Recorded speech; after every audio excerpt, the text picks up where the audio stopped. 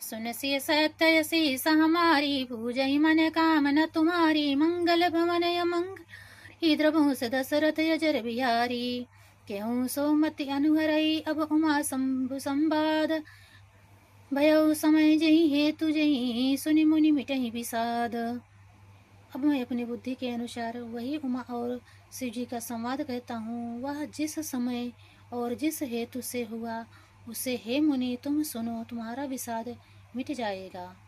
गरल सुधारि पुकरई मिताई गोपद सिंधे नल सितुलाई एक बार त्रेता जुग माही शंभु गए कुंभ जर सिपाही संग सती जग जनि नुआनी पूजे ऋषि अखिलेश्वर जानी।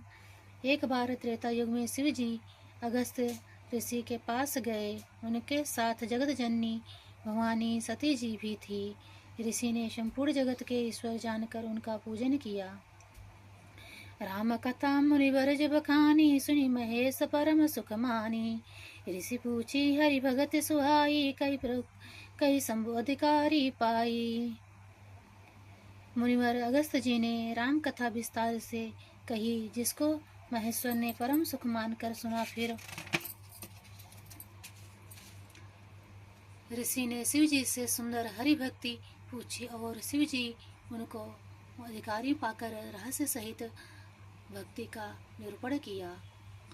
कहत सुनत रघुपति गुण गाथा कछु दिन तहाँ रहे गिरिनाथा। मुनि सन विदा मांगे त्रिपुरारी चले भवन संग दक्ष कुमारी। श्री रघुनाथ जी के गुणों की कथाएं कहते सुनते कुछ दिनों तक शिव जी वहाँ रहे। फिर मुनि से विदा मांगकर शिव जी दक्ष कुमारी सती जी के साथ घर कैलाश को चले गए।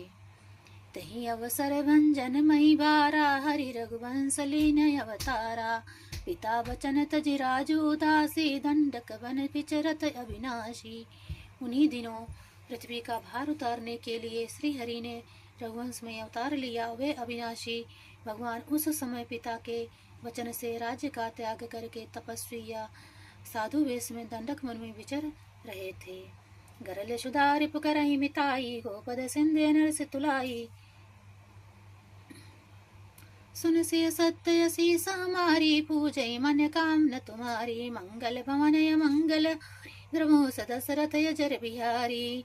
हृदय विचार तुजार हरे के विधि दर्शन होई। गुप्त रूप अवतरो प्रभु गए जानु सब कोई।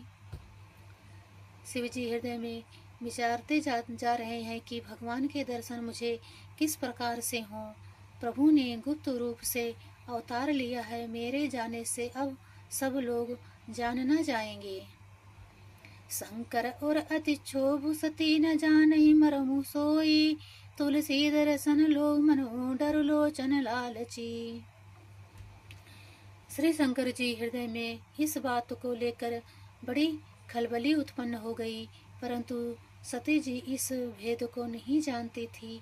तुलसीदास जी कहते हैं कि शिव जी के मन में भेद खुलने का डर था, परंतु दर्शन के लोभ से उनके नेत्र ललचा रहे थे।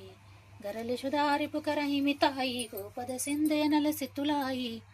राम न मरन मनुज कर जाचा प्रभु विधि वचन कीन संचा साचा।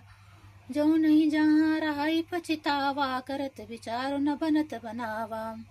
रावण ने ब्रह्मा जी से अपनी मृत्यु मनुष्य के हाथों से मांगी थी। ब्रह्मा जी के वचनों को प्रभु सत्य करना चाहते हैं।